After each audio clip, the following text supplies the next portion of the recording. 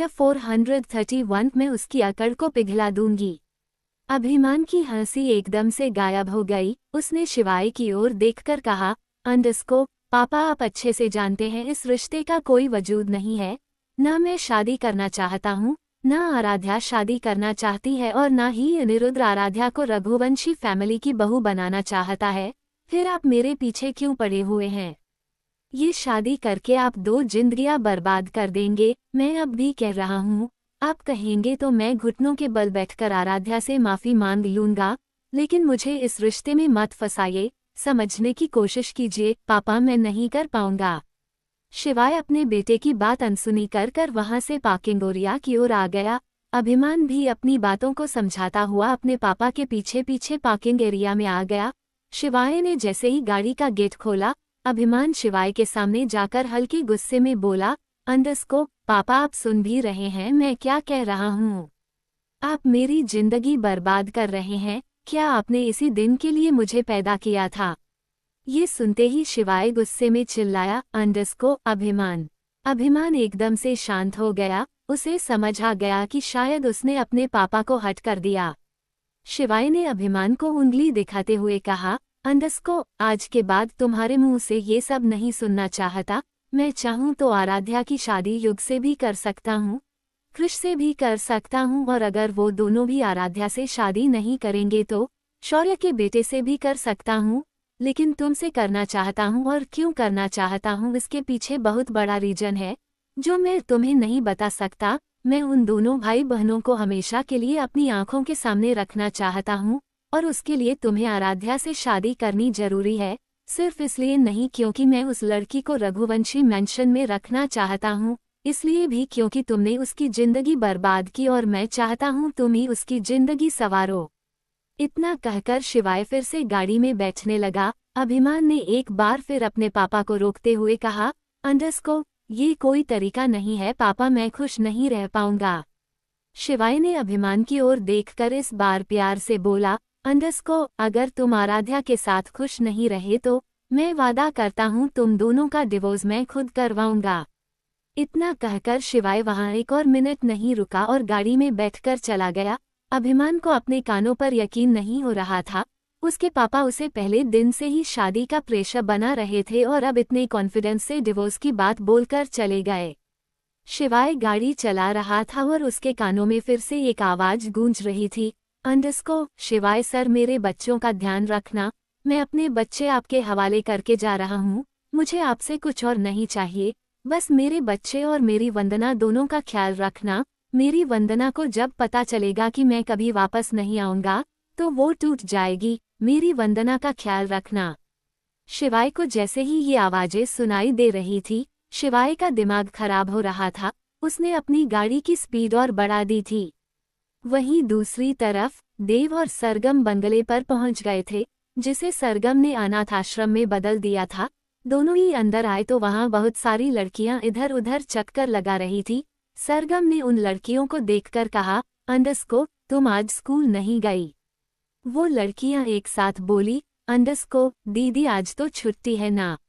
सरगम ने हैरानी से देव को देखा तो देव ने हमें गर्दन हिलाते हुए कहा, अंडरस्को हाँ वो आज गवर्नमेंट छुट्टी है। सरगम बोली, अंडरस्को तो ठीक है, तुम सब अपनी पढ़ाई करो, चलो मैं तुम सबको पढ़ाती हूँ। इतना कहकर सरगम लड़कियों को लेकर डाइनिंग टेबल पर बैठ गई। कुछ सिटिंग एरिया में बैठी हुई थी। देव भी एक चेयर देखकर एक कोने में जाकर बैठ गया। थोड़ी देर तक तो देव ऐसे ही बैठा रहा और फिर उसने अपना लैपटॉप खोल लिया। बिना काम किए देव का मन नहीं लगता था, इसलिए उसके उंगली अपने आप ही लैपटॉप पर चलने लगी। लेकिन बीच बीच में वो सरगम को भी देख रहा था। उसे आज सरगम बहुत अच्छी लग रही थी। किसी ने सच कहा है, लड़कियां मेकअप करती हुई नहीं बल्कि मेहनत करती हुई ज्यादा सुंदर लगती है, और देव को भी सरगम आज इसीलिए खूबसूरत लग रही थी। देव ने सरगम को जितने भी पैसे दिए थे, सरगम ने वो सारे पैसे भलाई के काम में लगा दिए। कितनी ही लड़कियों की जिंदगी बर्बाद होने से बचा ली और अब उन लड़कियों की जिंदगी भी संवार रही थी, और यही सब देव को अच्छा लग रहा था। पूरा दिन ऐसे ही बीत गया। आराध्या अनिरुद्ध के पास बैठी रही। आर्या अबू भी वहीं थी। वो एक सेकंड के लिए भी उन दोनों भाई बहनों को छोड़कर नहीं गई। लेकिन उसने अनिरुद्ध को मनाने की कोशिश भी नहीं की। पर वो कहीं ना कहीं जानती थी कि शिवाय आराध्या को रघुवंशी फैमिली की बहू बनाकर रहेगा। रात को डॉक्टर अनिरुद्ध के कमरे में आए। उन्होंने अनिरुद्ध का पैर चेक किया और बोले, अंडरस्कोप, तुम्हारा पैर इतना ज्यादा इंजर्ड नहीं है, लेकिन तुम्हें थोड़ी सी सावधानी बरतनी होगी, टाइम से मेडिसिन लेनी होगी, तो तुम जल्दी ठीक हो जाओगे। अनिरुद्ध डॉक्टर की बात ध्यान से सुन रहा था। डॉक्टर ने फिर आर्या को लेकर कहा, अंडरस्कोप, मैमा काफी रात हो गई, अब घर चली जाए और आराध्या को भी ले जाए। मेरी मिस्टर शिवाय से बात हो गई है, अब आप दोनों यहाँ से चले जाए, पेशेंट को आराम करने दीजिए। अनिरुद्ध डॉक्टर को देखकर बोला, अंडरस्कोप, मुझे आराम की जरूरत नहीं है, मेरी बहन मेरे पास है, यही मेरा सबसे बड़ा आराम है। इस बार आर्या थोड़ा सा अनिरुद्ध के पास आई। उसके पास बेड पर बैठती हुई बोली, अंडरस्कोप, अनिरुद्ध, आज सुबह से तुम्हारी बातें सुन रही हूँ। एक बार भी तुम्हें समझाने की, मनाने की या तुमसे बहस करने की कोशिश नहीं की, लेकिन हर बार तुम सही नहीं हो। एक तरफ तुम कहते हो कि मैं और शिवाय ने तुम दोनों भाई बहन की जिंदगी बना दी और अगले ही पल हमें पराया कर देते हो। अनिरुद्ध हाथ जोड़कर बोला, अंडरस्कोप, आंटी, मैं अपनी बहन को अभिमान को नहीं दे पाऊंगा। आर्या बोली, अंडरस्कोप, इस बारे में बाद में बात करेंगे, लेकिन अभी तुम आराध्या से कहो मेरे साथ घर चलेगी और तुम भी पूरा दिन नहीं सोए आराम कर लो। अचानक से अनिरुद्ध ने अपना हाथ आर्या की ओर बढ़कर कहा, अंडरस्कोप, पहले वादा कीजिए आंटी, आप अभिमान और आराध्या की शादी नहीं करेंगे। ये सुनते ही आराध्या हैरानी से अनिरुद्ध को देखने लगी। वही कमरा के बाहर खड़ा हुआ अभिमान, वो भी हैरान हो गया।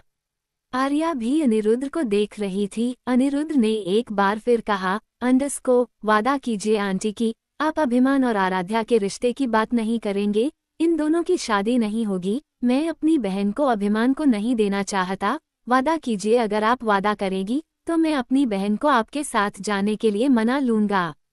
अब आर्या को गुस्सा आ गया, क्योंकि वो जानती थी कि कहीं ना कहीं इस रिश्ते को लेकर शिवाय का दिमाग खराब है और जितना प्यार शिवाय आर्या से करता था उतना ही आर्या भी शिवाय से करती थी। उसने भी अनिरुद्ध के हाथ पर अपना हाथ रख कर कहा, अंडरस्कोप, मैं आर्या सिंह राजावत तुमसे वादा करती हूँ कि मेरे अभिमान की शादी तो आराध्या से ही होगी। ये सुनकर आराध्या की आंखों में हल्का सा पानी आ गया। वहीं अभिमान, उसने भी अब उम्मीद छोड़ दी कि उसकी और आराध्या की शादी नहीं होगी। अब वादा आर्या ने किया था और ये शादी होना तय था। अनिरुद्ध बोला, अंडरस्कोप, आप ठीक नहीं कर रही आंटी। आर्या ने इस पर थोड़ा अकड़ कर कहा, अंडरस्कोप, अगर मैं तुम्हारी माँ होती तब भी तुम मेरे फैसले पर उंगली उठाते। अनिरुद्ध कुछ नहीं बोला। आर्या ने अपना एक हाथ अनिरुद्ध के गाल पर रखा और अपनी तरफ घुमाकर उसकी आंखों में देखकर बोली, अंडरस्कोप, मेरे सवाल का जवाब नहीं दिया तुमने। अगर मैं तुम्हारी माँ होती और शिवाय तुम्हारे पापा, अगर तुम दोनों बच्चे हमारे अपने बच्चे होते तो भी तुम अपने माँ बाप को ऐसे परेशान करते हैं, ऐसे उनसे सिचुएशन का फायदा उठाकर वादा लेते। अगर मैंने और शिवाय ने आराध्या के बारे में कुछ सोचा है तो कुछ सोच समझकर ही सोचा होगा, या तुम्हें लगता है कि हम आराध्या और तुम्हारा फायदा उठाना चाहते हैं? तुम जानते हो आज तुम्हारी वजह से शिवाय परेशान है और मैं शिवाय को परेशान नहीं देख सकती। देख तो मैं तुम दोनों को भी नहीं सकती, इसीलिए इस सिचुएशन को संभालने की कोशिश कर रही हूँ। उम्मीद करती हूँ कि तुम भी मेरे बेटे की तरह मेरे डिसीजन पर मेरा साथ दोगे। अनिरुद्ध कुछ बोलता उससे पहले ही आराध्या ने अनिरुद्ध का हाथ पकड़कर हल्का सा मुस्कुराकर कहा, अंडरस्कोप भाई, लेकिन मैं अभिमान से शादी करना चाहती हूँ। मुझे अभिमान ने प्रपोज किया है और मैं अगर थोड़ा सा भी प्रैक्टिकल सोचूं तो मुझे ये शादी कर लेनी चाहिए। अनिरुद्ध आराध्या से बोला, अंडरस्कोप, तुम्हें दबाव में आकर कोई फैसला लेने की जरूरत नहीं है। आराध्या बोली, अंडरस्कोप, मैं दबाव में नहीं हूँ। आप समझते क्यों नहीं? आप भी जानते हैं कि अभिमान का किसी से कोई अफेयर नहीं है, ना वो किसी से प्यार करते हैं। शिवाय अंकल और आर्या आंटी को हम दोनों भाई बहन अच्छे से जानते हैं, इनफैक्ट पूरी रघुवंशी फैमिली को अच्छे से जानते हैं। तो आप ही बताओ, क्या आपको मेरे लिए कोई ऐसा परिवार मिलेगा जिसे हम इतने अच्छे से जानते हैं? रही बात अभिमान की, उसके अंदर थोड़ी सी अकड़ ही तो है। मैं उसकी अकड़ को पिघला दूंगी, मैं उसके साथ खुश रहूंगी। अंदर आराध्या अपने भाई को समझाने की कोशिश कर रही थी और बाहर खड़ा हुआ अभिमान आराध्या की बात सुनकर एक मीठी सी मुस्कुराहट लिए अपने फोन की स्क्रीन को देख रहा था।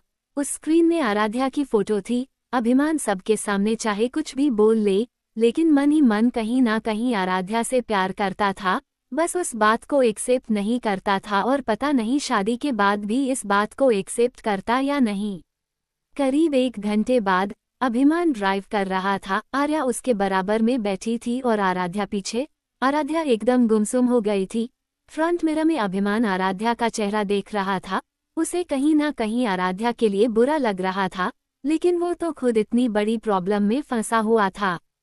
फाइनली खामोशी को तोड़ते हुए अभिमान बोला, अनिरुद्ध मान गया। आर्या ने गुस्से में अभिमान को देखकर कहा, मैं उसे समझा कर आई हूँ, अब तुम शुरू मत हो जाना। अनिरुद्ध के अंदर इस वक्त शिवाय प्रवेश कर गया और उसने हल्का सा मुस्कुराकर फ्रंट मिरर में देखकर कहा, नहीं नहीं, मैं क्यों शुरू होऊंगा। मेरे अंदर तो बस थोड़ी सी अकड़ है, जिसे कोई शादी के बाद पिघला देगा। आराध्या ने अभिमान की बात तो सुनी, लेकिन पूरी तरीके से इग्नोर कर दिया। वही आर्या के चेहरे पर हल्की सी मुस्कुराहट आ गई और उसने भी फ्रंट मिरर में आराध्या को देखा और फिर मन ही मन खुद से बोली, भगवान करे ये लड़का सुधर जाए, वरना पता नहीं मुझसे कितना पिटेगा। थोड़ी देर में अभिमान ने गाड़ी रघुवंशी मैंशन के बाहर रोक दी। आर्या गाड़ी से उतरी, उसने बैक सीट का गेट खोला और आराध्या को उतार कर संभालती हुई मैंशन के अंदर ले आई। अभिमान दोनों को जाते हुए देख रहा था। अचानक उसने खुद से कहा, अभी तक तो सिर्फ माँ आंखें दिखाती थी, अब लगता है बीवी भी आंखें दिखाएगी। अब जब सिर ओखली में दे ही दिया तो मूसल से क्या डरना, देखा जाएगा। और वैसे भी पापा ने कहा है ना, अगर मेरी और इसकी शादी के बाद नहीं बनी तो पापा खुद मुझे डाइवोर्स दिला देंगे। बस अब तो मुझे उस दिन का इंतजार है जब मैं इससे डाइवोर्स लूंगा। वहीं दूसरी तरफ शिवाय एक क्लब के प्राइवेट कमरे में अकेला बैठा हुआ ड्रिंक कर रहा था। शिवाय ज्यादातर ड्रिंक नहीं करता था, लेकिन जब उसका दिल बहुत ज्यादा भारी हो जाता था तब वो अकेला यहाँ आ जाता था, किसी को बिना बताए। लेकिन आर्या जानती थी कि आज शिवाय वही है। शिवाय बहुत देर तक उस कमरे में बैठा रहा, एक गिलास को हाथ में लिए उसकी गिलास की ओर देखता रहा। उसके कानों में फिर से कुछ आवाजें गूंजने लगी और तभी उस कमरे का गेट खुला। सामने वरदान खड़ा था। वरदान को देखकर शिवाय ने हल्की सी गर्दन हिलाई और गिलास साइड में रखकर वरदान की औरत देखकर बोला, पापा, मैं किया हुआ वादा क्यों नहीं निभा पा रहा। वरदान से शिवाय की हालत देखी नहीं जा रही थी। वो जल्दी से शिवाय के पास आया और उसने शिवाय के सिर को अपने पेट से लगा दिया। शिवाय ने भी किसी छोटे बच्चों की तरह वरदान पर अपनी बाहें लपेट थी। वरदान ने शिवाय के सिर को चूमकर कहा, तुम इतनी जल्दी हार क्यों मान रहे हो। मैं हूं ना तुम्हारे साथ, सब ठीक हो जाएगा। हम बहुत जल्द डैनी को ढूंढ लेंगे। डैनी अपने बच्चों से मिलेगा, वंदना से मिलेगा, सब कुछ ठीक हो जाएगा। शिवाय ने वरदान की ओर देखकर कहा, कहाँ है डैनी, कब आएगा डैनी। 432 अभी के अभी ठोक दूंगा। डैनी कहाँ है, वंदना कहाँ है, इस बात का तो वरदान को भी नहीं पता था, लेकिन फिर भी उसने शिवाय को दिलासा देते हुए कहा, शिवाय, हमने आज तक किसी का बुरा नहीं किया, अपने दुश्मनों के अलावा किसी का दिल नहीं दुखाया, हमारे साथ कुछ गलत नहीं होगा। तुम देखना, एक दिन डैनी और वंदना दोनों वापस आएंगे अपने बच्चों के पास। अनिरुद्ध को लगता है ना कि वो उसकी बहन अनाथ है, लेकिन ऐसा नहीं है। एक न एक दिन अनिरुद्ध, आराध्या, डैनी और वंदना एक हैप्पी फैमिली की तरह रहेंगे। शिवाय ने अपना सिर वरदान की कमर से लगाया और आंखें बंद करके बोला, कब आएगा पापा वो दिन, जब मैं डैनी की फैमिली को खुश देखूंगा। पता नहीं कब आएगा वो दिन। कहते हुए शिवाय का गला भर आया था। वरदान शिवाय को समझाता हुआ बोला, आएगा शिवाय, एक दिन ऐसा भी आएगा जब हमारे दिल पर रखा हुआ बोझ उतर जाएगा। और वैसे भी तुम तो अभिमान की शादी आराध्या से करना चाहते हो ना, आराध्या की तो जिंदगी सवर जाएगी। शिवाय ने नामे गर्दन हिलाते हुए कहा, इतना बढ़िया नाती नहीं है आपका जो आराध्या को दुनिया भर की खुशियां दे। मुझे तो कभी कभी ऐसा लगता है कि मैं अभिमान और आराध्या की शादी करके एक रिस्क ले रहा हूँ। पता नहीं मेरा सोचा हुआ ठीक होगा भी या नहीं। अगर इस रिश्ते में थोड़ी भी गड़बड़ हुई तो आराध्या की जिंदगी बिखर जाएगी और अभिमान शायद वो उसके बाद कभी शादी जैसे पवित्र रिश्ते पर यकीन भी ना करें। वरदान शिवाय के पास बैठता हुआ बोला, ऐसा कुछ नहीं होगा शिवाय, सब कुछ ठीक होगा। अरे जब हम किसी के साथ रहने लगते हैं तो उसकी आदत हो जाती है। अभिमान को भी आराध्या की आदत हो जाएगी। तुम देखना वो दोनों एक दूसरे के लिए ही बने हैं और ऐसा तो नहीं है कि तुमने अभी अभी सोचा है कि उन दोनों की शादी कर दो। तुमने तो तभी सोच लिया था जब तुम्हें पता चला था कि अनिरुद्ध और आराध्या डैनी के बच्चे हैं। शिवाय बोला, लेकिन ये तो नहीं पता डैनी कहाँ है, ये भी नहीं जानता वंदना कहाँ है। कब से उन्हें ढूंढ रहा हूँ लेकिन उनका कुछ पता ही नहीं, और तो और मेरी शिवांगी का भी नहीं पता कहाँ है। पापा मैंने इतने बुरे कर्म तो नहीं किए कि मैं इस दर्द को अकेला झेल रहा हूँ। कब खत्म होगा ये दर्द? वरदान शिवाय की बाजू पर हाथ रख कर बोला, हो जाएगा खत्म, लेकिन डैडी ने कभी हमें सच नहीं बताया। मैं हमेशा उससे उसकी शादी की बात पूछता रहा और वो हमेशा मेरी बात टालता रहा। अगर वो मुझे वंदना के बारे में सही वक्त पर बता देता तो हमारे दुश्मनों का शिकार वंदना और डैनी कभी नहीं होते। अचानक ही शिवाय के चेहरे पर एक मीठी सी मुस्कुराहट आए और उसने वरदान को देखकर बोला, डैनी को वंदना मिली कहाँ? डैनी को देखकर तो लगता नहीं था कि वो किसी लड़की के चक्कर में आएगा, और आप बता रहे थे कि वंदना तो बहुत गरीब थी। फ्लैशबैक। डैनी ज्यादातर राजावत हाउस में ही रहता था, लेकिन उसका खुद का भी एक फ्लैट था जिसमें वो कभी कभी ही जाता था। आज डैनी अपने फ्लैट में जा रहा था और तभी उसके सामने एक लड़की आ गई। वो लड़की डैनी की गाड़ी से टकरा ही जाती कि डैनी ने झटके से ब्रेक मार दी, लेकिन तब भी वो लड़की डैनी की गाड़ी से हिट हो गई और सड़क पर ही गिर पड़ी। डैनी जल्दी से गाड़ी से उतरा और उस लड़की के पास गया। वो लड़की कोई और नहीं बल्कि वंदना थी। डैनी ने जल्दी से वंदना का चेहरा अपनी तरफ घुमाया तो उसके माथे से खून आ रहा था। डैनी ने अगले ही पल वंदना को गोद में उठा लिया और गाड़ी में बैठाकर वहां से चला गया। पहले तो डैनी ने सोचा कि वो वंदना को लेकर राजावत हाउस आ जाएगा, लेकिन फिर उसने सोचा कि अगर वो वंदना को ऐसे लेकर गया तो वरदान सर उसकी शादी इस लड़की से कर देंगे। यही सोचकर डैनी ने गाड़ी अपने फ्लैट की ओर मोड़ ली। करीब 1 घंटे बाद उस लड़की को धीरे धीरे होश आया। उसने धुंधली आंखों में से देखा तो उसके सामने एक लड़का खड़ा था जिसने सिर्फ लोअर पहना हुआ था। वंदना झटके से उठ गई। डैनी ने रियलाइज किया कि उसे ऐसे हाफ न्यूड वंदना के सामने नहीं आना चाहिए। वो जल्दी से अपनी शर्ट उठाकर पहनकर हल्के गुस्से में बोला, तुम्हें मरना था तो कहीं और जाकर मारती, मेरी गाड़ी के सामने आकर क्यों जान देने पर उतारू थी? अगर पुलिस केस हो जाता तो तुम्हारा तो कुछ नहीं बिगड़ता, तुम तो परलोक सिधार जाती, लेकिन मुझे फांसी जरूर हो जाती। वंदना हैरानी से डैनी को देख रही थी। फिर उसने अपना सूट का फटा हुआ दुपट्टा ठीक किया और बैग से उतरती हुई बोली, सॉरी साहब, माफ कर दीजिए। इतना कहकर वो उस कमरे से बाहर जाने लगी। डैनी वंदना को जाते हुए देख रहा था। अचानक ही डैनी बोला, अब रात बहुत हो रही है, सुबह चली जाना। वंदना ने पलटकर डैनी को देखा और बोली, नहीं साहब, अभी चली जाती हूँ, कल दिन भी तो जाना ही है तो आज ही चली जाऊंगी। इतना कहकर वो फ्लैट से बाहर चली गई। डैनी ने भी ज्यादा ध्यान नहीं दिया और वो अपनी कॉफी का मग लेकर बालकनी में आ गया। डैनी नीचे बालकनी में देख रहा था तो काफी रात हो गई थी। सड़क पर कोई था नहीं। तभी उसने वंदना को सड़क पर चलते हुए देखा। वंदना जैसे चल रही थी डैनी को थोड़ा अजीब लगा। वंदना बस सड़क पर चलती जा रही थी। वंदना थोड़ी ही दूर गई थी कि एक बड़ा सा ट्रक वंदना की ओर आया। वंदना उस ट्रक से हिट होती उससे पहले ही एक बाइक वाले ने वंदना का हाथ खींच लिया और वंदना जमीन पर गिर पड़ी। उस बाइक वाले ने भी वंदना पर चिल्लाते हुए कहा, अंधी हो, दिखाई नहीं देता, मरना है क्या? फिर वो बाइक स्टार्ट करके चला गया। डैनी ये सारा नज़ारा अपने फ्लैट की बालकनी से देख रहा था। फिर वो जल्दी से अपने फ्लैट से भागता हुआ नीचे आया। नीचे आकर डैनी वंदना को ढूंढने लगा, लेकिन उसे वंदना कहीं दिखाई नहीं दी। डैनी कभी इधर जाता कभी उधर जाता और फाइनली उसे वंदना सड़क के बीचों बीच चलती हुई दिखाई दी। डैनी उसकी ओर भागता हुआ खुद में बड़बड़ाया, अंडरस्कोप ये तो सच में मरना चाहती है। वंदना गाड़ी से हिट हो जाती, लेकिन उससे पहले ही डैनी ने उसे पकड़कर अपनी तरफ खींच लिया। वंदना इस बार बहुत गुस्से में डैनी के सीने पर हाथ मारते हुए बोली, अंडरस्कोप छोड़ो मुझे, जाने दो, छोड़ो मुझे, मुझे मरना है, मर जाने दो, छोड़ो मुझे।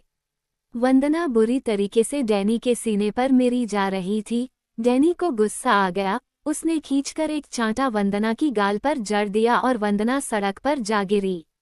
डैनी को इस वक्त वंदना पर बहुत गुस्सा आ रहा था, वही वंदना तो सड़क पर बैठकर ही रोने लगी। डैनी कुछ देर तक अपना गुस्सा कंट्रोल करता रहा, फिर उसने वंदना की बाजू पकड़कर उठाया और बोला, अंडरस्कोप ऐसी कौन सी मजबूरी है जो तुम आत्महत्या करने पर उतारू हो गई। वंदना ने एक बार फिर डैनी के सीने पर हाथ रखकर उसे धक्का देते हुए कहा, अंडरस्कोप आपसे मतलब हटो मेरे रास्ते से, एक दिन तो मुझे मरना ही है, तो अभी मर जाती हूँ। डैनी ने एक बार फिर अपना गुस्सा कंट्रोल किया और वंदना को टोन करते हुए कहा, अंडरस्कोप देखो मेरे सामने बकवास मत करो, बकवास सुनने का आदी नहीं हूँ मैं, एक ही थप्पड़ पड़ा है, सोचो अगर एक और मरूंगा तो कहाँ जाकर गिरोगी, चलो चुपचाप। इतना कहकर डैनी वंदना को खींचता हुआ अपने फ्लैट के अंदर ले आया। वंदना अंदर आना नहीं चाहती थी, लेकिन डैनी की ताकत के सामने वंदना बहुत कमजोर थी। करीब 1 घंटे बाद वंदना सोफे पर बैठी हुई थी। उसने डैनी के कपड़े पहने हुए थे, उसके बाल गीले थे। देखकर ही पता चल रहा था कि शायद डैनी ने उसे डरा धमका कर नहाने के लिए कह दिया था और पहनने के लिए अपने कपड़े दिए थे। डैनी किचन से 2 कप लेकर आया। उसने 1 कप वंदना की ओर बढ़ाते हुए कहा, अंडरस्कोप चाय पियो और तसल्ली से बताओ तुम्हारी लाइफ में प्रॉब्लम क्या है। वंदना ने चाय का कप ले लिया और उसे टेबल पर रखते हुए कहा, अंडरस्कोप मेरे पास कुछ भी नहीं है तो मैं जी कर क्या करूंगी। डैनी वंदना की ऐसी बातों से इरिटेट हो रहा था, लेकिन फिर भी उसने अपने गुस्से को कंट्रोल करके कहा, अंडरस्कोप मेरे सवालों का सही सही जवाब दे दो, घुमा फिरा कर बात करना मुझे आता नहीं है, और अगर तुम्हें मरने का इतना ही शौक है तो बता दो, मैं तुम्हें अभी के अभी ठोक दूंगा। इतना कहकर डैनी ने ड्रॉअर में से गन निकाली और वंदना के सामने रख दी। शायद वंदना अब मेंटली डिस्टर्ब नहीं थी, इसलिए उसे अब गन देखकर डर लगने लगा, लेकिन उसने अपने डर को कंट्रोल कर लिया और नम आंखों से डैनी की ओर देखकर बोली, अंडरस्कोप मेरा तो दुनिया में कोई भी नहीं है, मैं अनाथ हूँ, बस्ती में रहती हूँ, उस छोटे से कमरे में रहने के लिए भी मुझे किराया देना पड़ता है। मेरे पास किराया नहीं था तो मकान मालिक ने कहा, मेरे साथ एक रात गुजार ले, मैं सारा किराया माफ कर दूंगा। मैंने आसपास के सभी लोगों से हेल्प मांगी, यहाँ तक कि पुलिस स्टेशन भी गई, लेकिन सब ने मुझे एक ही जवाब दिया कि मेरे साथ एक रात सो जाओ तो तुम्हारी सारी प्रॉब्लम सॉल्व हो जाएगी। इतना कहकर वंदना और ज्यादा रोने लगी। डैनी को अब समझ आया कि वंदना मरना क्यों चाहती थी। डैनी बोला, अंडरस्कोप ठीक है तुम चाय पियो, मैं तुम्हारी प्रॉब्लम सॉल्व कर देता हूँ।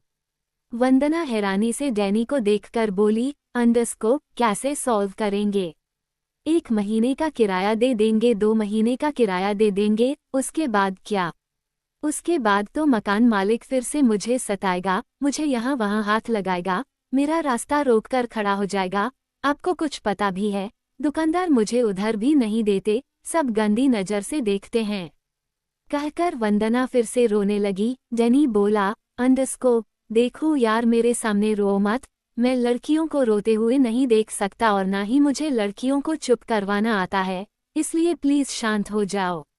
वंदना ने अपने आंसू पूछ लिए। डैनी खड़ा होकर बोला, अंडरस्कोप आज से तुम यही रह लो, वैसे भी मैं यहाँ नहीं रहता, इस फ्लैट में रहो, इसकी देखभाल करो, बीच बीच में मैं तुमसे मिलने आता रहूंगा। वंदना बोली, अंडरस्कोप आप मुझे इस फ्लैट को ऑफर कर रहे हैं तो बदले में आपको भी कुछ चाहिए होगा। इतना कहकर वंदना गुस्से में डैनी को देखने लगी। डैनी ने वंदना का मजाक उड़ाते हुए कहा, अंडरस्कोप शक्ल देखी है अपनी? नहीं देखी तो आईने में देख लो, इतनी अच्छी शक्ल नहीं है कि डैनी जैसा लड़का तुम्हें देखकर पिघल जाए। और रही बात फ्लैट ऑफर करने की, तो वो मैं इसलिए कर रहा हूँ ताकि तुम सुसाइड ना करो। कुछ दिनों में तुम्हारे लिए एक अच्छी जॉब भी ढूंढ दूंगा, जॉब करना, फ्लैट में रहना, जब पैसे इकट्ठे हो जाएंगे तो यहाँ से चली जाना, मना नहीं करूंगा, समझ गई? वंदना ने हमें गर्दन हिलाई। डैनी अपने कमरे में गया। उसने वहां से अपना कुछ सामान लिया और फ्लैट से बाहर जाता हुआ बोला, अंडरस्को, मेरे कमरे में जो नोटबुक है उसमें मेरा फ़ोन नंबर है। जब भी ज़रूरत हो तो फ़ोन कर लेना और किसी के लिए भी दरवाज़ा मत खोलना, क्योंकि इस फ्लैट में कोई नहीं आता, समझ गई? वंदना ने हमें गर्दन हिलाई और डैनी वहां से चला गया। ये थी वंदना और डैनी की पहली मुलाकात। Flashback and. वरदान ने ये सारी बातें शिवाय को बताई थी। शिवाय वरदान जब भी मिलते थे डैनी की बात ही करते थे और उसी की बात कर करके उन दोनों का दर्द कुछ कम होता था। वरदान शिवाय को संभालता हुआ क्लब से बाहर ले आया। वहीं दूसरी तरफ देव गाड़ी चला रहा था और सरगम सो चुकी थी। देव की नज़रें कभी सामने होती और कभी सरगम पर। देव को सरगम पर बहुत प्यार आ रहा था, लेकिन उस दिन क्या होगा जब देव को सच पता चलेगा? तब तो सरगम, कृष और युग तीनों की बैंड बजनी निश्चित थी, लेकिन फिलहाल तो देव को कुछ नहीं पता था। वो तो अभी भी गिल्ट में था कि उसने सरगम का फायदा उठा लिया और सरगम ने इतनी आसानी से उसे माफ भी कर दिया। थोड़ी देर बाद देव ने गाड़ी रघुवंशी मैंशन के बाहर रोकी। जैसे ही गाड़ी रुकी सरगम की आंख खुल गई। सरगम अलसाइसी आवाज में बोली, अंडस्को, देव हम आ गए। देव ने कहा, अंडस्को, आ गए। सरगम गाड़ी से उतर गई और देव भी। दोनों ही अपने कमरे में आ गए। सरगम बहुत ज्यादा थक गई थी, इसलिए वो बेड पर लेट गई। देव उसे देख रहा था। सरगम ने फिर उठकर अपनी दोनों बाहें फैला दी और ये देखकर देव चेहरे पर एक मुस्कुराहट आ गई। 433 तुरुप का इक्का। सरगम अपने दोनों हाथों को फैलाकर हल्की नींद में देव को देख रही थी और देव बहुत प्यार से सरगम को। फिर उसने अपना कोट कोच की तरफ फेंका और सरगम को जाकर गले लगा लिया और थोड़ी ही देर में दोनों एक दूसरे की बाहों में नींद की आगोश में जा चुके थे। वहीं नाइट स्टैंड पर रखा हुआ देव के फोन में संजना की न जाने कितने ही मिस कॉल आई हुई थी, लेकिन आज पूरा दिन देव ने संजना से बात नहीं की। उसका मन संजना से बात करने का था ही नहीं। आज उसने पूरा दिन संजना को इग्नोर किया। दूसरी तरफ वरदान शिवाय को लेकर रघुवंशी मैंशन में पहुंच गया था। फिलहाल तो इस वक्त रघुवंशी मैंशन में सब अपने कमरे में थे। शिवाय आर्या को छोड़कर। आर्या गार्डन में खड़ी हुई थी, शायद शिवाय का इंतजार कर रही थी। वरदान शिवाय को संभालता हुआ रघुवंशी मैंशन के गार्डन में आ गया। जैसे ही आर्या ने शिवाय को इस हालत में देखा, उसकी आंखें भीग गई। वो जल्दी से शिवाय के पास गई और दूसरी तरफ से शिवाय को संभालती हुई अंदर ले आई। दोनों बाप बेटी शिवाय को लेकर कमरे में आ गए। दोनों ने ही शिवाय को ठीक से बेड पर लेटा दिया। शिवाय इस वक्त बहुत नशे में था। आर्या ने शिवाय के जूते रिमूव किए, उसकी टाई ढीली की, उसके हाथ से घड़ी निकाली, उसका फोन निकालकर नाइट स्टैंड पर रखा और फिर उसे ब्लैंकेट से कवर कर दिया।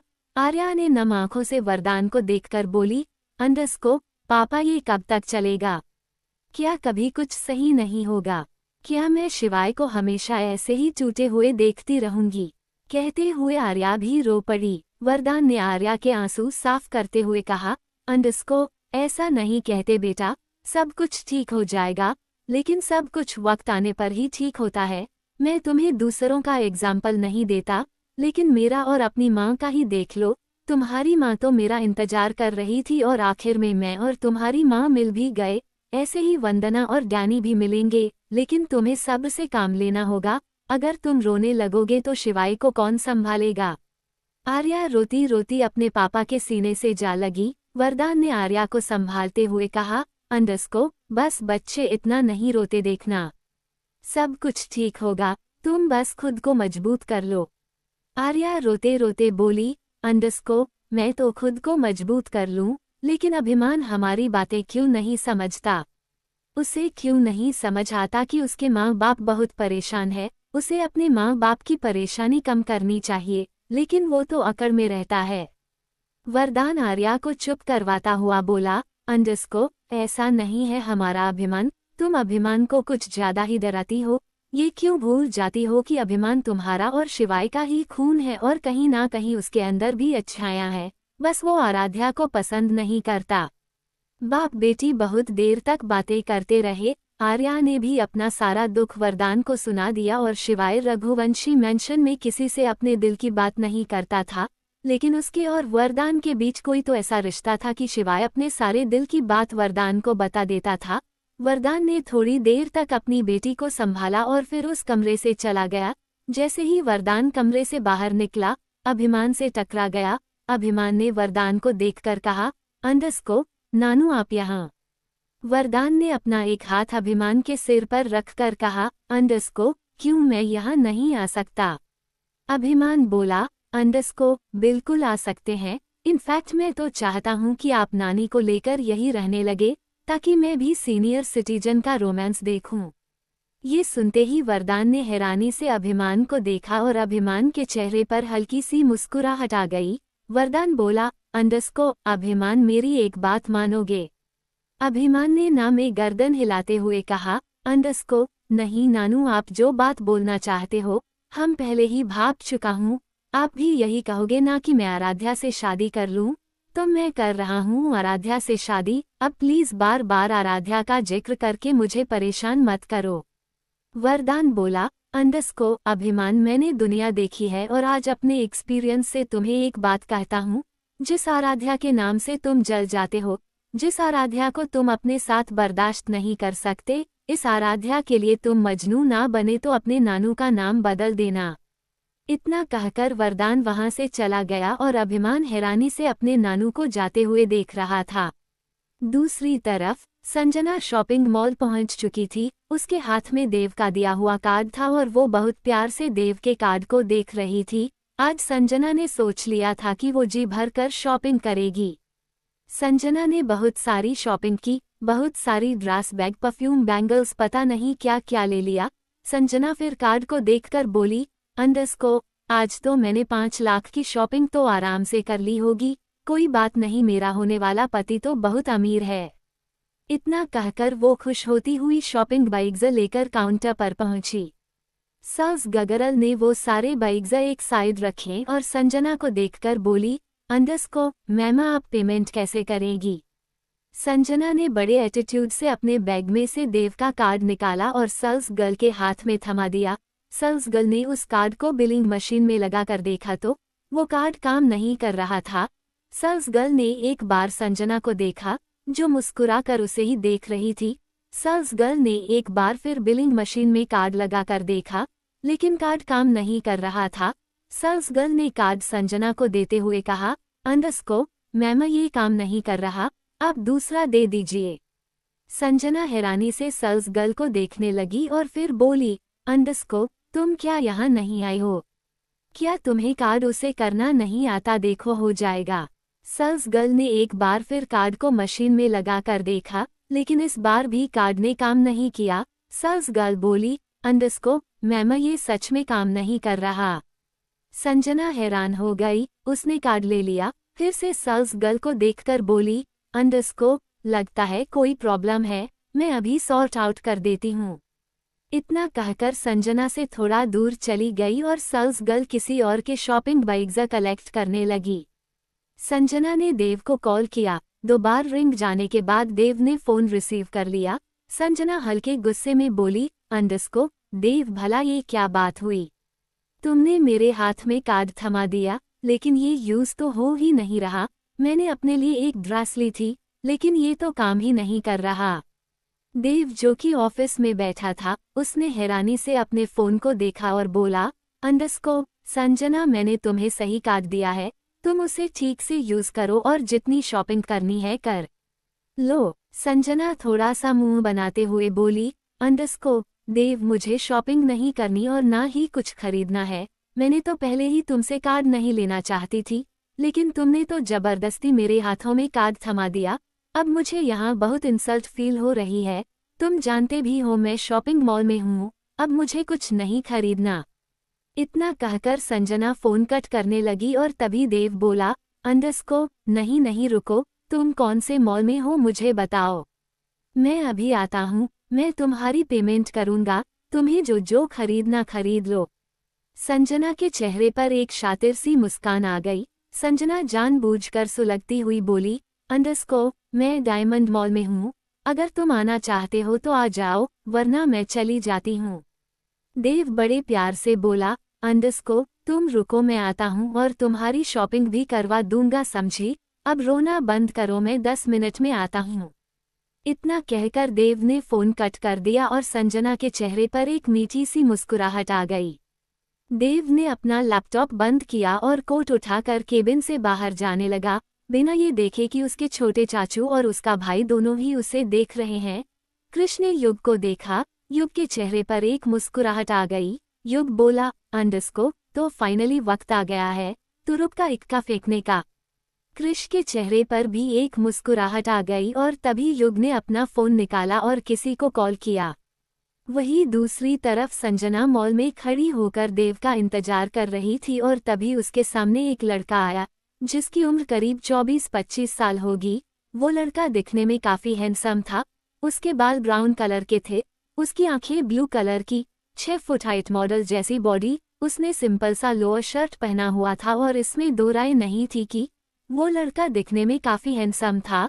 संजना की नज़र उस लड़के पर गई तो उस लड़के को ही देखती रही और वो लड़का भी मुस्कुरा कर संजना को देखता हुआ उसके पास आया और उसके गाल पर आई हुई लिटों को पीछे करते हुए बोला, अंडरस्को है ब्यूटीफुल। संजना तो आंखें फाड़े बस उसे ही देख रही थी। वो लड़का फिर बोला, अंडरस्को क्या हुआ, ऐसे क्या देख रही हो? मुझे खाने का इरादा है। संजना अपना सलाइवा गटकते हुए बोली, अंडरस्को नहीं, ऐसा तो कुछ नहीं है। इतना कहकर संजना ने उस लड़के का हाथ झटक दिया। उस लड़के ने सीटी बजाकर कहा, अंडरस्को क्या बात है, जितनी सुंदर हो उतने ज्यादा नखरे हैं तुम्हारे, आई लाइक इट। संजना बोली, अंडरस्को देखो, मैं तुम जैसे लड़कों से बात नहीं करती। ये बात संजना बस बाहर से बोल रही थी, बल्कि अंदर ही अंदर वो उस लड़के के बारे में सब कुछ जान लेना चाहती थी, क्योंकि दिखने में ही वो लड़का बहुत अमीर लग रहा था। संजना हल्के गुस्से में बोली, अंडरस्को मैं स्ट्रेंजर से बात नहीं करती। वो जाने लगी लेकिन तभी उस लड़के ने संजना का हाथ पकड़ लिया। ये देखकर संजना के चेहरे पर एक मुस्कुराहट आ गई और वो लड़का, मुस्कुराहट तो उसके चेहरे पर भी आ गई। संजना अपना हाथ छुड़वाने की कोशिश कर रही थी, लेकिन दिल से चाहती थी कि वो लड़का उसका हाथ कभी ना छोड़े।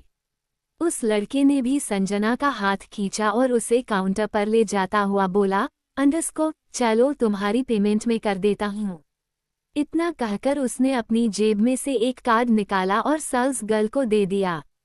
संजना चुपचाप हल्के गुस्से में उस लड़के को देखती रही, जबकि वो लड़का बहुत प्यार से संजना को देख रहा था। थोड़ी देर बाद सेल्स गर्ल ने शॉपिंग के सारे बाइग्स संजना की ओर बढ़ा दिए और संजना ने उसे पकड़ते हुए उस लड़के को देखकर कहा, अंडरस्को तुम्हारे पैसे में बहुत जल्दी चुका दूंगी। उस लड़के ने संजना की ओर आंख मार कर कहा, अंडरस्को जरूरत नहीं है और अगर पैसे ही चुकाने हैं तो मेरे स्टाइल में। इतना कहकर वो संजना के चेहरे की ओर झुका और उसने संजना के चेहरे पर फूंक मार दी। संजना हैरानी से उस लड़के को देख रही थी और फिर शॉपिंग बाइग्स लेकर मॉल से बाहर चली गई। उसके जाते ही उस लड़के के चेहरे पर एक मुस्कुराहट आ गई और फिर उसने अपने बालों में हाथ मारकर कहा, अंडरस्को तो मछली जाल में फंस ही गई। वही संजना बाहर आई तो उसके सामने देव की गाड़ी आकर रुकी। देव को देखकर संजना का मुंह सड़ गया। देव गाड़ी से उतरा और संजना की ओर जाता हुआ बोला, अंडरस्को मैंने कहा था ना कि कोई गड़बड़ है, लगता है कार्ड काम कर गया। संजना ने अपने पर्स में से कार्ड निकालकर देव की ओर बढ़ाते हुए कहा, अंडरस्को बस देव ये सारी शॉपिंग मैंने खुद की है, तुम्हारे कार्ड से नहीं की।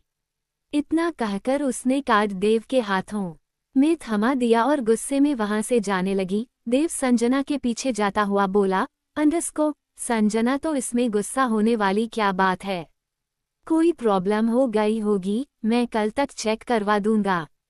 संजना तब तक सड़क तक आ गई थी। उसने टैक्सी रुकवाई और अपना सारा सामान टैक्सी में डाला। देव तब तक संजना को मनाता ही रहा। संजना फिर गाड़ी में बैठती हुई बोली, अंडरस्को जब तक तुम्हारा कार्ड ठीक नहीं हो जाता तब तक मुझसे बात करने की जरूरत नहीं है। आज तुम्हारी वजह से मुझे मॉल में इंसल्ट फील हुई। हद करते हो देव, मैंने तो पहले ही तुमसे कहा था कि मुझे कार्ड मत दो, लेकिन तुमने ही जबरदस्ती मेरे हाथों में रखा था। इतना कहकर संजना जानबूझकर रोने लगी। फिर उसने गाड़ी में बैठे ड्राइवर से कहा, अंडरस्को चलिए भैया। और अगले ही पल वो गाड़ी देव की आंखों से ओझल हो गई। देव हैरानी से संजना को जाते हुए देख रहा था। फिर उसने अपना कार्ड देखा और किसी को फोन किया। 434 मिस्टर राजपूत। देव ने अपना फोन निकाला और अपने मैनेजर को कॉल किया। देव फोन पर बोला, मेरा कार्ड ब्लॉक कैसे हो गया? ये काम नहीं कर रहा है, इसे चेक करवाओ। देव का मैनेजर इस वक्त शिवाय के सामने खड़ा था और शिवाय को समझते देर नहीं लगी कि फोन देव का आया है। शिवाय ने मैनेजर की तरफ अपना एक हाथ बढ़ाया और मैनेजर ने फोन शिवाय के हाथ में रख दिया। शिवाय ने फोन लेकर देव से कहा, देव, घर के सभी कार्ड में कोई ना कोई प्रॉब्लम है, मुझे पर्सनली जाकर बैंक मैनेजर से मिलना होगा, उसके बाद ही कार्ड की प्रॉब्लम सॉर्ट आउट होगी। अगर तुम्हें प्रॉब्लम है तो तुम मुझसे कैश ले जाओ। देव बोला, नहीं चाचू, रहने दो, कैश नहीं चाहिए, लेकिन आप प्लीज जल्दी से इस कार्ड की प्रॉब्लम सॉल्व करो। शिवाय बोला, हाँ, मैं 1-1.5 हफ्ते में करता हूँ।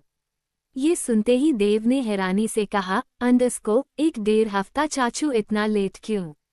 शिवाय ने कहा, क्योंकि 1 हफ्ते तक मेरी मीटिंग है, मैं काम में बिजी हूँ, मैं नहीं जा सकता। अगर तुम्हें जल्दी है तो तुम जाकर बैंक मैनेजर से मिल लो। देव को ऐसे काम बहुत बुरे लगते थे। उसने मुंह बनाते हुए कहा, नहीं, ठीक है, आप 1-1.5 हफ्ते बाद ही चले जाना, लेकिन इस प्रॉब्लम को जल्दी सॉल्व कर देना। शिवाय बोला, हाँ, कर दूंगा, मैंने कहा ना, सबके कार्ड में प्रॉब्लम है, एक साथ ही सबके कार्ड ठीक करवा दूंगा। इतना कहकर शिवाय ने फोन कट कर दिया। वहीं दूसरी तरफ कृष और युग दोनों ही बाइक पर थे और दोनों ही संजना की गाड़ी का पीछा कर रहे थे। युग बाइक चला रहा था और कृष पीछे बैठा हुआ था। दोनों के हेलमेट बार बार टकरा रहे थे क्योंकि युग बार बार ब्रेक मार रहा था। कृष ने हेलमेट के ऊपर से ही युग के सिर पर मारकर कहा, अबे तुझे बाइक चलानी नहीं आती तो साइड लगा, मैं चलाता हूँ। युग बाइक की थोड़ी सी स्पीड बढ़ाता हुआ बोला, चुपचाप बैठा रहे और मैं कोई खुशी से ब्रेक नहीं मार रहा। युग ने अपना एक हाथ उठाकर संजना की गाड़ी की तरफ इशारा करते हुए गुस्से में कहा, ये तेरी माँ का।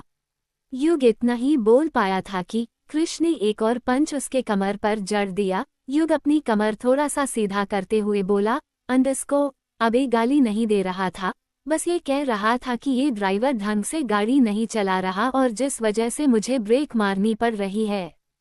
कृष बोला, अगर मेरे सामने गाली देगा ना तो इसी बाइक पर से उठाकर पटक दूंगा। युग बोला, अरे नहीं दूंगा गाली, लेकिन तू उसे फोन तो कर। कृष ने कहा, फोन कर दिया है उसे, उसकी गाड़ी भी यही कही होगी। और तभी संजना जिस गाड़ी में थी वो एकदम से रुक गई। जैसे ही वो रुकी वैसे ही युग बोला, लगता है हमारा दूसरा पत्ता फेंकने का टाइम आ गया। वही गाड़ी में बैठी हुई संजना ने ड्राइवर से कहा, क्या हुआ, गाड़ी क्यों रोक दी? ड्राइवर बोला, मैमा, सामने कोई लग्जरी गाड़ी खड़ी है, उसके साथ कोई लड़का है जो गरीबों में कुछ बांट रहा है। संजना ने हल्का सा खिड़की से बाहर झांक कर देखा तो उससे एक लड़के की कमर नजर आई जिसने ब्लैक कलर का 3-पीस सूट पहना हुआ था। पीछे से ही वो दिखने में काफी स्मार्ट लग रहा था। संजना देख रही थी कि वो लड़का गरीबों में कुछ बांट रहा है। उस लड़के के हाथ में एक लग्जरी घड़ी थी, उसकी गाड़ी भी कोई नया मॉडल लग रही थी। संजना बहुत देर तक उस लड़के को ही देखती रही, कहीं ना कहीं वो लड़का संजना को अट्रैक्ट कर रहा था। संजना गाड़ी से उतरकर उस लड़के की बैग को देखती हुई उसके पास जाने लगी और तभी वो लड़का पलटा और उसके हाथ में जो पैकेट था उसने संजना के हाथ में भी थमा दिया। संजना की आंखें हैरानी से फैल गई। उसने उस लड़के को देखकर गुस्से में कहा, तुम्हें मैं भिखारी नजर आती हूँ। उस लड़के ने अपनी आंखों से चश्मा उतारा और संजना को ऊपर से नीचे तक देखकर एक मीठी सी मुस्कुराहट के साथ कहा, ओह आई एम सॉरी। इतना कहकर उसने पैकेट वापस ले लिया और एक दूसरे भिखारी को दे दिया। संजना उस लड़के को देख रही थी और कहीं ना कहीं संजना उस लड़के से भी इम्प्रेस हो गई। संजना एक बार उस लड़के को देखती और एक बार उसकी गाड़ी को और फिर मन ही मन खुद से बोली, ये लड़का दिखने में 23-24 साल का होगा, उसकी गाड़ी तो देखो कितनी लग्जरी है, मैंने तो पूरे राजस्थान में ऐसी गाड़ी नहीं देखी। संजना का मन उस लड़के और गाड़ी को देखकर ललचाने लगा। संजना अपने ही ख्यालों में थी, तभी उस लड़के ने कहा, अंडरस्को, हे ब्यूटीफुल, आप हट जाएंगी, मुझे जाना है। संजना जो कि गाड़ी से टेक लगाकर खड़ी हुई थी, वो थोड़ा सा हट गई और तभी संजना जिस कैब में आई थी उसका ड्राइवर गाड़ी से उतरकर संजना के पास आया और उसका शॉपिंग बैग पकड़ाते हुए बोला, अंडरस्को, मैडम आई एम सॉरी, मुझे आपको यही ड्रॉप करना होगा, मेरे घर में इमरजेंसी है, प्लीज आप समझिएगा। ये सुनकर संजना के चेहरे पर मुस्कुराहट आ गई और उसके दिमाग में प्लान घूमने लगा। वो एक्टिंग करते हुए बोली, अंडरस्को, अरे ऐसे कैसे, अब मैं घर कैसे जाऊंगी। ड्राइवर हाथ जोड़कर बोला, अंडरस्को, मैमा प्लीज रेटिंग कम मत दीजिएगा और मैं हाथ जोड़कर कहता हूँ प्लीज आप मैनेज कर लीजिए, मेरे घर में सच में इमरजेंसी है। इतना कहकर वो ड्राइवर वहां से चला गया। उसके जाते ही संजना आंखें फाड़े ड्राइवर को देखती रही और फिर आसपास नजर घुमाकर खुद में ही बड़बड़ाए, अंडरस्को, अब मैं घर कैसे जाऊंगी, वो भी इतना सारा सामान लेकर।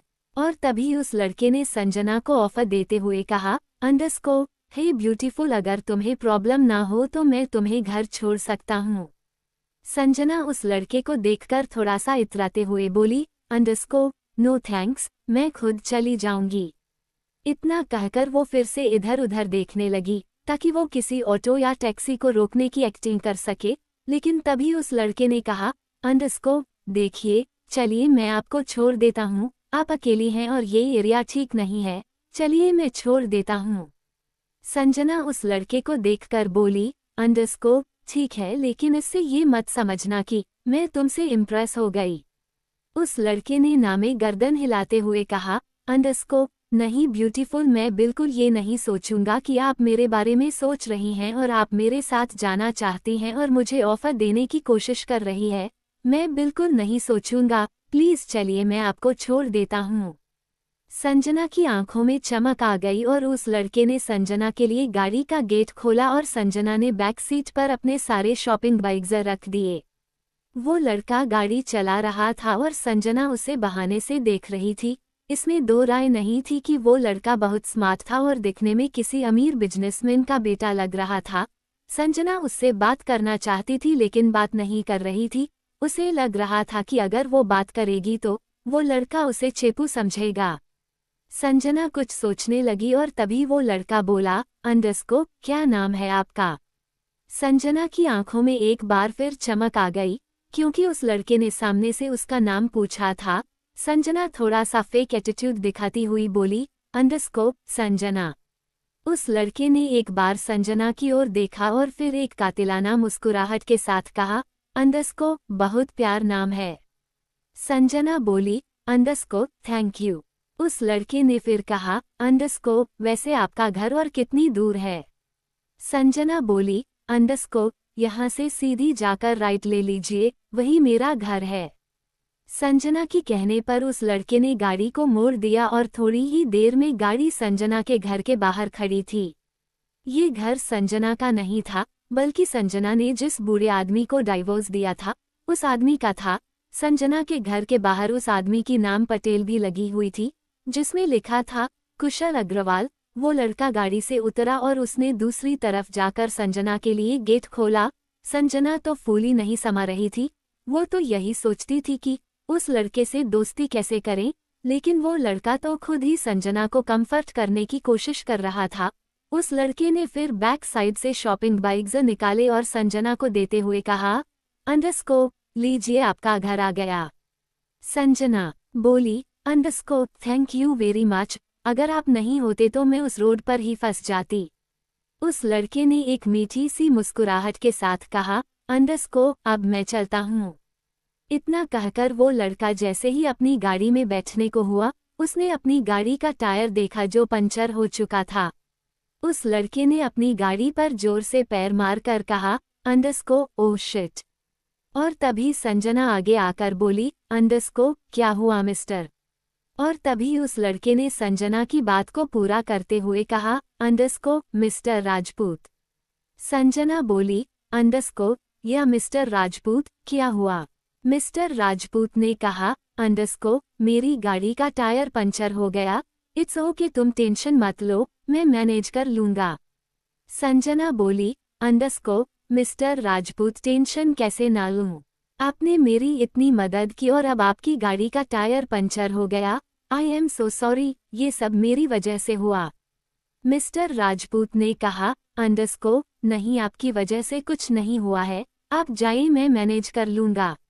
इतना कहकर उसने में अपना फ़ोन निकाला और फ़ोन पर किसी को इंस्ट्रक्शन देते हुए कहा, अंडरस्को, मैं तुम्हें एक लोकेशन भेज रहा हूँ, यहाँ एक मैकेनिक भेज दो या फिर दूसरी गाड़ी।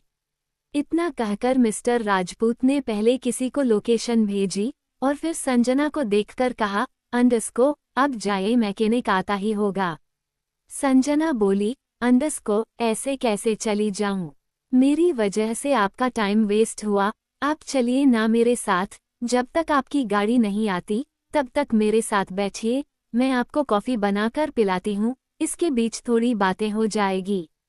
मिस्टर राजपूत ने मुस्कुराकर कहा, अंडरस्को, वैसे मैं आना तो नहीं चाहता, लेकिन अगर आप इतना फोर्स कर रही है तो चलिए।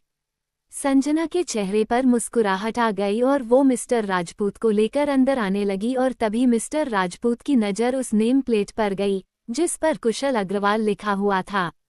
मिस्टर राजपूत ने कहा, अंडरस्को, ये कुशल अग्रवाल कौन है? संजना बोली, अंडरस्को, मेरे पापा। मिस्टर राजपूत के चेहरे पर मुस्कुराहट आ गई और फिर वो संजना के साथ अंदर चला गया। थोड़ी देर में दोनों ही लिविंग एरिया में बैठे हुए थे, दोनों के हाथ में कॉफ़ी का मग था।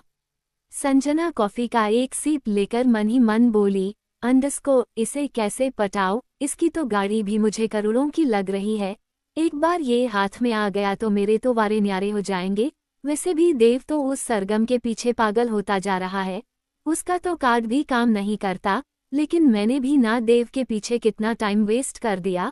अब जब उसके पैसे खर्च करने की बारी आई तब उसका कार्ड काम नहीं कर रहा, पर चलो कोई बात नहीं, अब ये नया मुर्गा हाथ लगा है तो क्यों ना इस नए मुर्गे से रोज सोने का अंडा लिया जाए, लेकिन ऐसा क्या बोलूं कि ये मुझसे इम्प्रेस हो जाए।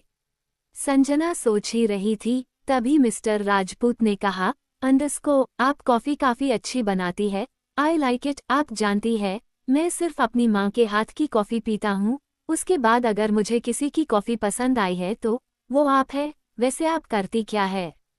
अब संजना चुप हो गई, उसे समझ नहीं आ रहा था वो मिस्टर राजपूत को क्या कहें, क्योंकि वो करती तो कुछ नहीं थी। पहले अपने डाइवोर्स लिए हुए पति का पैसा उड़ाती थी, फिर थोड़ा वो देव का पैसा उड़ाने लगी, उसका तो खर्चा उसके बॉयफ्रेंड ही उठा लेते थे, वो खुद कुछ नहीं करती थी। लेकिन वो सोच रही थी कि वो मिस्टर राजपूत को क्या जवाब दें। इतने में मिस्टर राजपूत ने फिर कहा, अंडरस्को, इतना मुश्किल क्वेश्चन भी नहीं था, आप नहीं बताना चाहती तो कोई बात नहीं। संजना बोली, अंडरस्को, नहीं, ऐसी बात नहीं है, वो मैं जॉब करती हूँ। मिस्टर राजपूत ने हैरानी से संजना को देखकर कहा, अंडरस्को, आप जॉब करती हैं? मुझे लगा आप स्टूडेंट है, आपकी एज क्या होगी? संजना करीब 30 साल के आसपास की थी, लेकिन उसने अपनी उम्र छुपाते हुए मुस्कुरा कर कहा, अंडरस्को, मैं बस 24 साल की हूँ। मिस्टर राजपूत हैरानी से संजना को देखने लगे और फिर मन ही मन खुद से बोले, अंडरस्को, तुम जैसी औरतों के लिए ना यमराज ने अलग से जेल बना रखी है, जहाँ तुम लोगों को टॉर्चर किया जाता है। उसके बाद मिस्टर राजपूत ने हंसकर कहा, अंडरस्को, ओ माय गॉड, आप 24 साल की है, आपको देखकर लगता ही नहीं आप 24 साल की हैं, बल्कि आप तो मुझे ज़्यादा से ज़्यादा 19 साल की लग रही है।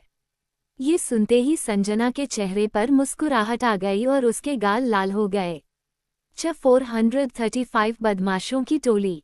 मिस्टर राजपूत ने संजना की तरफ देखकर कहा, अंडरस्को, अरे आप तो शर्मा गई, मैं सच कह रहा हूँ, आप कहीं से भी 24 साल की नहीं लगती, यकीन नहीं आता तो किसी से भी पूछ लीजिए। राजपूत की बात सुनकर संजना और ज्यादा शर्माने लगी और तभी मिस्टर राजपूत का फोन वाइब्रेट हुआ। मिस्टर राजपूत ने फोन देखकर कहा, अंडरस्को, अच्छा मैं चलता हूँ, किस्मत में हुआ तो दोबारा मुलाकात होगी। इतना कहकर वो बाहर की तरफ चला गया और संजना उसे जाते हुए देख रही थी। एक ही सेकंड में संजना को मिस्टर राजपूत से प्यार हो गया था। मिस्टर राजपूत बाहर आए और अपनी गाड़ी में बैठ गए और उन्होंने अपनी गाड़ी का गियर चेंज किया। थोड़ी ही दूर चलने के बाद उनकी गाड़ी के सामने एक और गाड़ी आ गई। उस गाड़ी में वो लड़का बैठा था जो संजना को मॉल में मिला था, जिसने संजना की शॉपिंग की पेमेंट की थी। दोनों ही एक दूसरे को गुस्से में देख रहे थे। दोनों ने ही अपनी गाड़ी बंद नहीं की थी। दोनों ही अपनी गाड़ी को रेस दे रहे थे। दोनों की गाड़ी में से फुल स्पीड की आवाज आ रही थी, जैसे वो दोनों एक दूसरे पर गाड़ी चला देंगे। और तभी उन दोनों गाड़ी के बीच में युग अपनी बाइक लेकर आया। युग और कृष दोनों ने अपने सिर से हेलमेट उतारा और फिर कृष ने मिस्टर राजपूत की तरफ हाथ बढ़ाकर कहा, अंडरस्कोप सार्थक गाड़ी से नीचे उतर। और फिर कृष ने दूसरी गाड़ी की तरफ देखकर कहा, अंडरस्कोप वेदांत तू भी गाड़ी से नीचे उतर। तुम दोनों तो ऐसे कर रहे हो जैसे तुम ही इस कहानी के हीरो हो। सार्थक और वेदांत दोनों ही गाड़ी से उतर गए।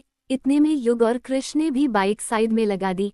सार्थक वेदांत को देखकर बोला, अंडरस्कोप चाचू होने वाली बहू है वो आपकी, ज्यादा उस पर डोरे डालने की जरूरत नहीं है। ये सुनते ही कृष और युग की आंखें तो ऑलमोस्ट बाहर आ गई और तभी वेदांत बोला, अंडरस्कोप होने वाली चाची है तेरी नज़र झुका के बात किया कर। रामायण में नहीं देखा भगवान श्री लक्ष्मण ने तो माता सीता के पैरों के अलावा कुछ नहीं देखा था और तू है अपनी चाची को लिफ्ट देता फिरता है, शर्म नहीं आती। सार्थक वेदांत को देखकर हल्के गुस्से में बोला, अंडरस्कोप कान का इलाज करा लो चाचू, शायद तुम्हें ठीक से सुनाई देना बंद हो गया, बहू है आपकी समझे। सार्थक और वेदांत वही लड़ने लगे और तभी कृष ने वेदांत और सार्थक दोनों की गर्दन पकड़कर हिलाते हुए कहा, अंडरस्कोप चुप हो जाओ दोनों, बहुत हो गया मजाक, आगे की प्लानिंग भी करनी है। आए बड़े संजना को बीवी बनाएंगे, तुम में से एक को भी संजना को बीवी बनाने के लिए कह दो ना, तो अभी सिट्टी गुम हो जाएगी। जो उसे बीवी बनाने के लिए उतारू है उसी का सब कुछ लुटने के फिराक में है संजना। सार्थक और वेदांत दोनों के चेहरे पर मुस्कुराहट आ गई। सार्थक ने फिर कृष की गर्दन पर अपना हाथ लपेटकर कहा, अंडरस्कोप एक बात बता, तूने हमें पहले क्यों नहीं बताया कि देव के पीछे एक चुड़ैल पड़ी हुई है, हम पहले ही इस प्लान को एग्जीक्यूट कर लेते। वेदांत ने कहा, अंडरस्कोप सही तो कह रहा है सार्थक, हमें पहले क्यों नहीं बताया। पहले बता देते तो हम बात आगे बढ़ने से पहले ही खत्म कर देते और अगर बात खत्म नहीं करते तो संजना को ही खत्म कर देते। इतना कहकर वेदांत ने अपने भाइयों को एक किलर लुक दी। इसमें दो राय नहीं थी कि वेदांत के अंदर वरदान के ही गुण थे। आखिर वरदान अपने टाइम में अंडरवर्ल्ड डॉन जो रह चुका था और कहीं ना कहीं वेदांत के अंदर अपने पापा के ही गुण मौजूद थे। हालांकि उसे नहीं पता था कि उसके पापा का असली काम क्या था, लेकिन फिर भी कहते हैं ना कि बाप के गुण तो बेटे में आ ही जाते हैं। वेदांत भी जाने अनजाने ऐसी ही बातें बोलता था जो माफिया किंग बोलता है।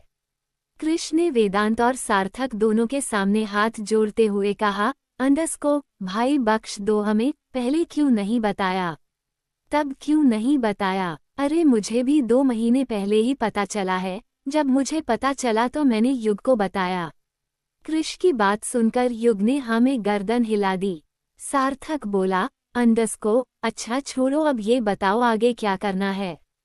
युग ने कहा, अंडरस्कोप करना क्या है, तुम दोनों को उस लड़की को अपने पीछे घुमाना है और तब तक घुमाना है जब तक देव उसकी सच्चाई ना देख ले। चारों ही बातें कर रहे थे और तभी उन्होंने वहां देव की गाड़ी देखी। कृष बोला, अंडरस्कोप अब देव यहाँ क्या कर रहा है, हो ना हो संजना को मनाने आया होगा, चलो यार निकलो यहाँ से। वेदांत बोला, अंडरस्कोप नहीं निकलेंगे क्यों, देखकर चलेंगे कि देव और संजना के बीच क्या बात हुई, तभी तो आगे का प्लान बनाएंगे।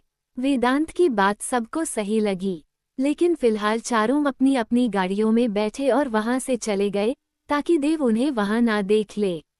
थोड़ी दूर जाते ही उन्होंने अपनी गाड़ी और बाइक रोकी और फिर वेदांत कृष के पीछे बाइक पर बैठता हुआ बोला, अंडरस्कोप भाई युग में बैठ गया बाइक स्टार्ट कर। और तभी सार्थक ने वेदांत की बाजू पढ़कर कहा, अंडरस्कोप अच्छा तुम तीनों बाइक से जाओगे और मैं कैसे जाऊंगा। कृष थोड़ा सा खिसकता हुआ बोला, अंडरस्कोप वेदांत थोड़ा सा आगे हो जा, सार्थक भी बैठ जाएगा। वेदांत थोड़ा सा खिसका, लेकिन तब भी एक बाइक पर 4 थोड़ी आ सकते थे। सार्थक ने कहा, अंडरस्को वेदांत इतना नहीं, थोड़ा और खिसक, मैं इतनी सी जगह में नहीं आऊंगा। कृष्ण ने युग की कमर पर हाथ मारकर कहा, अंडरस्को आगे हो जा। युग थोड़ा सा आगे हो गया, फिर कृष्ण थोड़ा आगे हुआ, फिर वेदांत, और फिर वेदांत ने सार्थक से कहा, अंडरस्को अबे बैठ जा ना, इससे आगे नहीं हो सकते, बाइक है रेलगाड़ी नहीं जिसमें जितने चाहे पैसेंजर बैठ जाएं। सार्थक बोला, अंडरस्को यार युग थोड़ा और आगे हो जा। युग ने पलट कर कहा, अंडरस्को भाई मैं टंकी से भी आगे आकर बैठ गया हूँ, टंकी पर कृष्ण बैठा है, अब जितनी भी जगह है इसी में बैठ जा, नहीं तो देव संजना को मनाकर चला भी जाएगा। सार्थक के पास ऑप्शन नहीं था, इसलिए वो भी जैसे तैसे उस छोटी सी जगह में एडजस्ट होकर बैठ गया। फिर उसने वेदांत को पढ़कर कहा, अंडरस्को मेरा हाथ मत छोड़ियो वरना मैं गिर जाऊंगा। वेदांत बोला, अंडरस्को फिक्र मत कर, तेरा हाथ तो मैं कभी नहीं छोड़ूंगा, कभी भी नहीं। थोड़ी देर बाद चारों ही एक बाइक पर संजना के घर के बाहर आ गए थे। देव की गाड़ी संजना के घर के बाहर ही खड़ी थी। चारों ही बाइक से उतरे और छुपते छुपाते संजना के घर के अंदर चले गए। चारों ही एक खिड़की के पास पहुंचे, जहां से संजना और देव दोनों दिखाई दे रहे थे। देव ने हाथ फैलाकर संजना की ओर देखकर कहा, अंडरस्को संजना मेरे कार्ड में कोई प्रॉब्लम हो गई, जिस वजह से वो चल नहीं रहा था, पर अब बहुत जल्दी वो ठीक हो जाएगा, तुम्हारा जितना मन करे अपनी शॉपिंग करना। संजना थोड़ा सा मुंह बनाकर बोली, अंडरस्को देव बहुत हुआ, ना तो तुम मेरे साथ क्वालिटी टाइम स्पेंड करते हो, ना मुझे शॉपिंग करवाते हो, ना मेरे साथ डेट पर जाते हो। जब से तुम्हारी शादी हुई है तुम तो मुझे भूल गए, मुझे ऐसा लगता है जैसे तुम अब कभी सरगम को डिवोर्स दोगे ही नहीं। और तभी कृष्ण ने एक मीठी सी मुस्कुराहट के साथ कहा, अंडरस्को तेरे मुंह में की शक्कर, मैं भी नहीं चाहता कि ये सरगम को डाइवोर्स दे। कृष्ण की बात सुनकर तीनों भाई के चेहरे पर मुस्कुराहट आ गई। फिर वो चारों फिर से उस खिड़की के जरिए अंदर देखने लगे। देव बोला, अंडरस्को संजना ऐसा मत कहो, मैं सिर्फ तुमसे प्यार करता हूँ, किसी और से नहीं। संजना बोली, अंडरस्को देखो देव तुम बस मुझे ये बताओ सरगम को डाइवोर्स कब दोगे।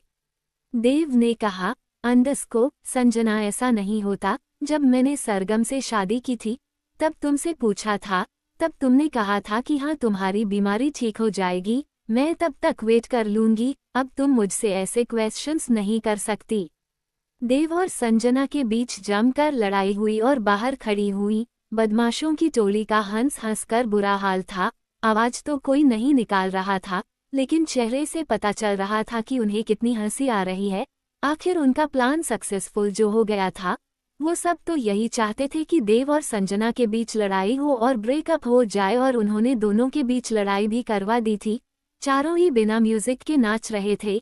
कोई उन्हें देख लेता तो कह नहीं सकता था कि ये बिजनेसमैन के बेटे हैं, बल्कि आम दोस्तों की तरह चारों ही नाच रहे थे।